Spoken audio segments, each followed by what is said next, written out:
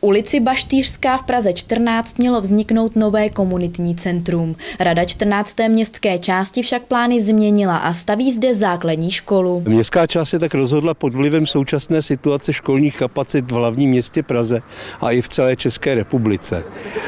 Na Praze 14 ten problém ještě nemáme tak velký, ale přesto změnou využívání objektu, který stojí za námi, dosáhneme toho, že v příštím roce, ve školním roce 24-25, otevřeme 4 třídy pro 100 dětí celkem. Bude to odloučené pracoviště základní školy Šimanovská a slibujeme si od toho především zlepšení situace tady pro občany Jahodnice a Hostavic. V současné době má nedostatečnou kapacitu v Praze 14 pouze základní škola Chvaletická. Schází jí přibližně 30 míst, ale podle předpovědi demografického vývoje by v brzké době chybělo míst podstatně víc.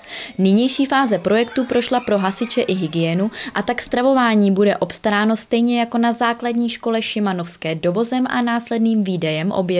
Připravujeme dostavbu přístavbu, nástavbu na základní škole Chvaletická, kde otevřeme asi v roce 2026 kapacitu pro dalších 100-120 dětí. Již v tomto roce budeme v této škole stavět a přestavovat další třídy na to, abychom mohli přijmout už v letošním roce dalších 25 dětí navíc. V Praze 14 je aktuálně 6 státních základních škol. Základní škola Hloubětínská, Chvaletická, Generála Janouška, Vybíralova, Bratří Venclíků a Šimanovská.